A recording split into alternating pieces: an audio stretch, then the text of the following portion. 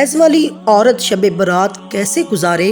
اور ناپاکی کی حالت میں وہ کون سی عبادت ہے جو اللہ تعالیٰ کو بہت پسند ہے؟ اکثر بہنوں کے دل میں یہ سوال آتا ہے، جب نماز اور نوافل ادا نہ ہو سکیں تو کیا ہم اس مقدس رات سے محروم ہو جائیں گی؟ تو یاد رکھیے، اللہ تعالیٰ نے عورت کو کسی بھی حال میں عبادت سے دور نہیں رکھا، بلکہ ہر حالت میں اس کے لیے ذکر، دعا اور قرب الہی کے دروازے کھلے رہتے ہیں۔ عورت کو حیض آنا اللہ تعالیٰ کی تخلیقی حکمت ہے اور بے پایہ رحمت کی ایک عظیم نشانی ہے، جسے سمجھنے کے لیے محض جسمانی نہیں بلکہ روحانی، اخلاقی اور معاشرے کے زاویے سے بھی غور کرنا ضروری ہے۔ اللہ تعالیٰ نے انسان کو بہترین ساخت پر پیدا فرمایا اور مرد اور عورت دونوں کے جسمانی نظام کو الگ الگ ذمہ داریوں اور مقاصد کے تحت ترتیب دیا۔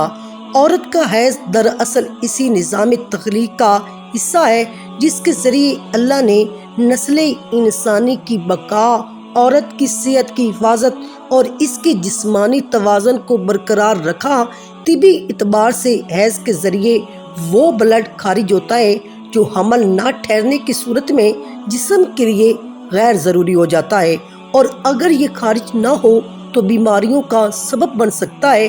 یوں حیض عورت کے جسم کے لیے ایک قدرتی صفائی کا ذریعہ ہے، لیکن اسلام نے حیض کو محض ایک حیاتیاتی عمل نہیں سمجھا، بلکہ اسے ایک باقاعدہ شرعی حیثیت دی ہے تاکہ عورت ذہنی الجھن، شرمندگی اور احساس کمتری کا شکار نہ ہو۔ قرآن کریم میں اللہ نے حیض کا ذکر کیا۔ سورہ بقرہ آیت نمبر 222 میں اللہ نے فرمایا کہ وہ آپ سے حیض کے بارے میں پوچھتے ہیں، فرما دیجئے کہ وہ ایک تکلیف کی حالت ہے۔ اس آیت میں اللہ نے واضح کر دیا کہ حیض عورت کی کوئی کوتاہی یا گناہ نہیں بلکہ ایک فطری تکلیف ہے، اس لیے اس حالت میں اس پر بعض عبادات معاف کر دی گئی ہیں۔ یہ معافی دراصل اللہ کی رحمت ہے، محرومی نہیں، کیونکہ رب کریم اپنے بندوں کو ان کی طاقت سے زیادہ تکلیف نہیں دیتا۔ حیض کے دنوں میں نماز اور روزہ ساقط ہو جانا اس بات کی دلیل ہے کہ اسلام عورت کی جسمانی کیفیت کو پوری طرح ملحوظ رکھتا ہے، اور یہی شریعت کا حسن ہے۔ اور اس کے علاوہ حیض عورت کے ماں بننے کے عظیم منصب سے بھی گہرا تعلق رکھتا ہے، کیونکہ یہی وہ نظام ہے جو حمل کے لیے جسم کو تیار کرتا ہے، اور اگر حمل نہ ہو تو وہی جلی حیض کی صورت میں خارج ہو جاتی ہے۔ اور اسی طرح حیض عورت کے اندر موجود تخلیقی قوت کی علامت بھی ہے جو اللہ نے خاص طور پر عورت کو عطا کی ہے۔ لہٰذا حیض کو حقارت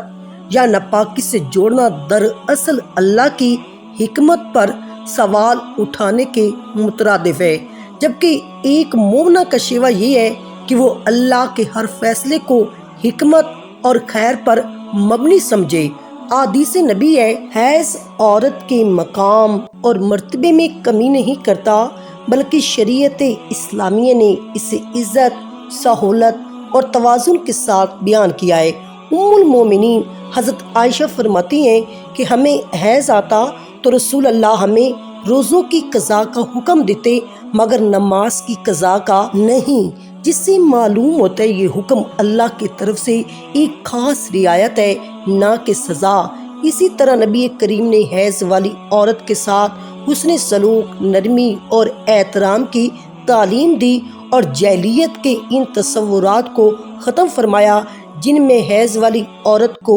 الگ یا ناپاک سمجھا جاتا تھا۔ اسلام میں واضح کیا کہ حیض صرف بعض عبادات کے لیے عارضی رکاوٹ ہے۔ اللہ کی یاد، دعا، ذکر، درود اور نیکی کے دیگر تمام دروازے اس کے لیے کھلے رہتے ہیں۔ یہ بھی اللہ کی حکمت ہے کہ حیض کے ذریعے عورت کو وقفہ دیا جاتا ہے تاکہ وہ جسمانی اور ذہنی طور پر تازگی حاصل کرے، کیونکہ مسلسل عبادات اور گھریلو ذمہ داریاں بھی انسان کو تھکا دیتی ہیں۔ حیض عورت کو صبر، برداشت اور اللہ پر توکل کا عملی درس دیتا ہے، کیونکہ اس دوران تکلیف، درد اور جذباتی کیفیت میں تبدیلی آتی ہے، اور ان سب پر صبر کرنے پر اللہ کی طرف سے اجر کی بشارت ہے۔ رسول اللہ کا فرمان عالی شان ہے کہ مومن کو جو بھی تکلیف پہنچتی ہے، حتیٰ کہ ایک کانٹا بھی چبھتا ہے، تو اللہ اس کے بدلے اس کے گناہوں کو معاف فرما دیتا ہے۔ تو حیض کی تکلیف پر صبر کرنے والی عورت کس قدر اجر کی حقدار ہوگی۔ اس کے ساتھ ساتھ حیض اللہ کی قدرت کی نشانیوں میں سے ایک نشانی ہے جو انسان کو یہ یاد دلاتی ہے کہ وہ مکمل طور پر اپنے رب کا محتاج ہے۔ اس کا جسم، اس کی حالتیں، اس کی طاقت سب اللہ کے قبضہ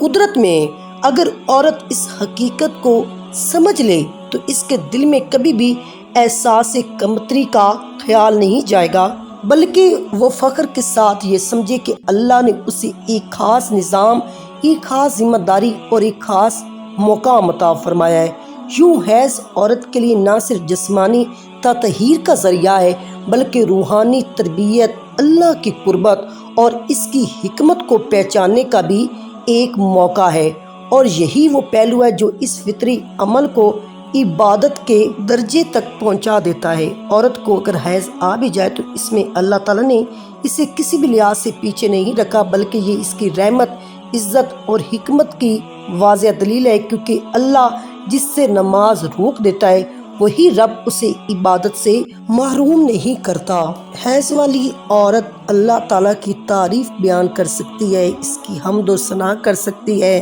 درود پاک پڑھ سکتی ہے، نوافل کی جگہ ذکر اذکار میں مشغول ہو سکتی ہے، جیسے سبحان اللہ، الحمدللہ، اللہ اکبر، لا الہ الا اللہ، استغفر اللہ ربی من کل ذنب واتوب الیہ، لا حول ولا قوت الا باللہ۔ اسی طرح یا اللہ، یا رحمان، یا رحیم، یا غفور، یا کریم، اس طرح کے اللہ تعالیٰ کے ناموں کا بھی ورد کر سکتی ہے۔ کلمہ طیبہ پڑھ سکتی ہے، تیسرا کلمہ پڑھ سکتی ہے، چوتھا کلمہ پڑھ سکتی ہے،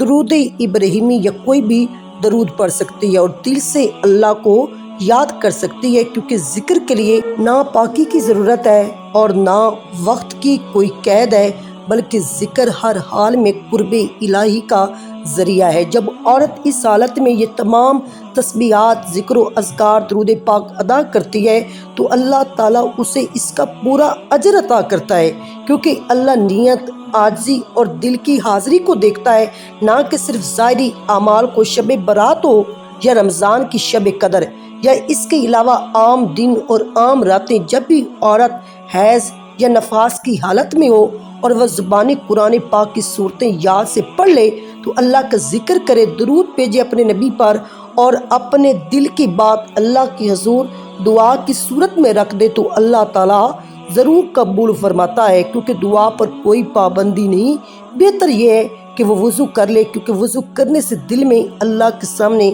عاجزی، انکساری اور ادب پیدا ہوتا ہے، اور انسان روحانی طور پر زیادہ یکسو ہو جاتا ہے۔ پھر وہ خاموشی، سکون اور خشوع کے ساتھ اللہ کو یاد کرے گا، اپنے گناہوں کی معافی مانگے گا، اپنی حاجات کو پیش کرے گا اور شکر ادا کرے گا۔ اسی طرح وہ اپنا قیمتی وقت اللہ کی یاد میں وہ عورتیں گزار سکتی ہیں، اور یہی وہ عمل ہے جسے اللہ پسند بھی کرتا ہے اور قبول بھی کرتا ہے، کیونکہ عورت کا ہر لمحہ جو اللہ کی رضا کے لیے ہو، چاہے وہ صبر ہو، ذکر ہو، دعا ہو، وہ سب اس کے لیے عبادت بن جاتے ہیں۔